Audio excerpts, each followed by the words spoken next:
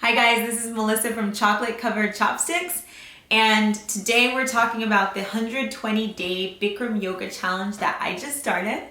If you are a practitioner of Bikram Yoga, you're probably familiar with the 60-day challenges that most studios run. The goal is doing 60 classes in the 60 days, so ideally you go every day, but you can usually make up a day or two by doing doubles. Instead of doing 60 days, I'll be doing 120 days. So 120 days is a mix of thought and an arbitrary number. So 90 days is a very important number to me right now. If you check out our blog, I have a blog post up about the first 90 days. So this is the first 90 days on my health journey.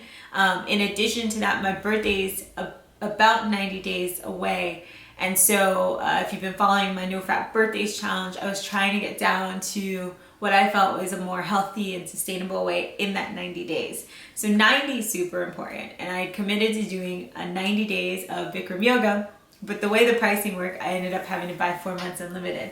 And so that's where we're at the 120-day mark. And I also think that it would be good to just continue Bikram and make it a habit and be consistent with it. So why Bikram Yoga? To talk about Bikram Yoga, I have to talk a little bit about the history of my hip, my right hip.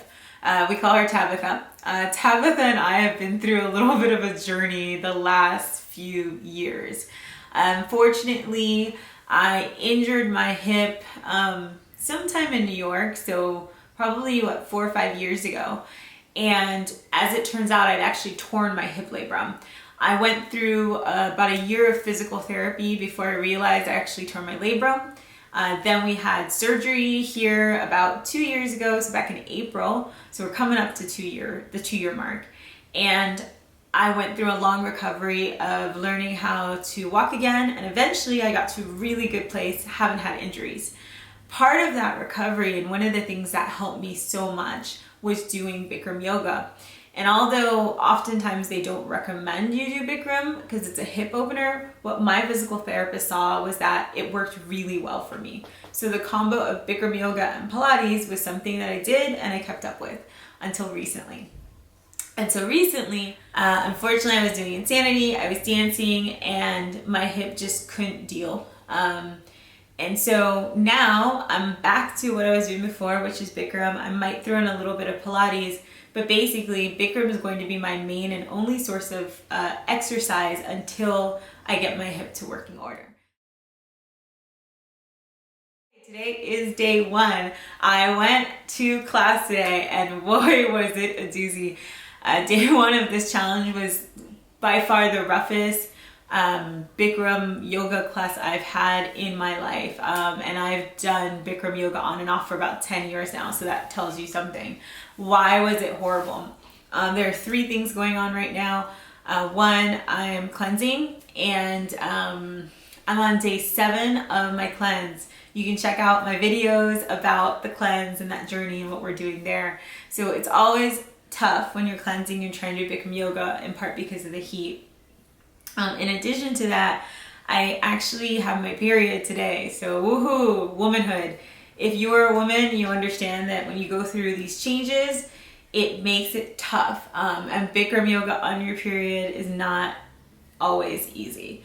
And then number 3, and this is actually probably the biggest reason and what was the toughest, is last night I pulled an all-nighter. So if you check me out today, I got some bags. I'm a little tired.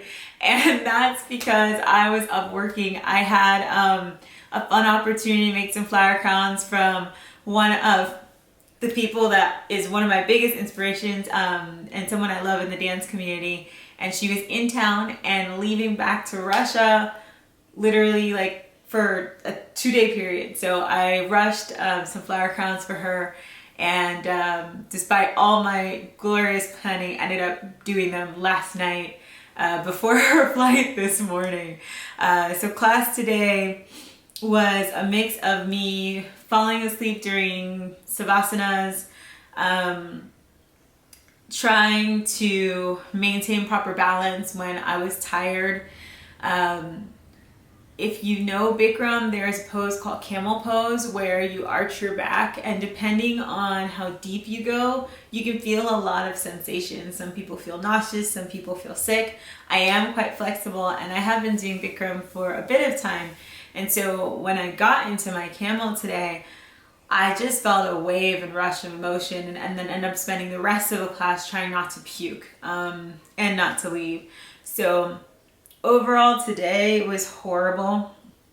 Definitely would say like the better option would have been to take a nap and then go, but the class hours just didn't work for that, and I am committed to making this every single day. And so sometimes that might be just going to class when it's, you know, not the best, but you just do it. So ultimately, that's where we're at. I will be doing daily posts, very quick ones of how the day went, what I'm learning, what I'm feeling, and I'm really excited to hear about what you guys are doing. If you're doing a Bikram Yoga challenge, definitely comment, post below, keep in touch. I'll also share my weight loss and how it's going and how I think Bikram Yoga is affecting my body. Because I am combining a diet with this program, it's not like you can really just look at this and say Bikram Yoga did all this, but it is my only form of exercise. So I'll be sure to share that. And thank you so much for listening to this, and I look forward to updating you guys on a daily and talking about this journey. Make sure you subscribe to our channel. We have all sorts of fun content, a lot of family focused reviews, a lot of dancing, and of course a lot of health and fitness and weight loss related stuff.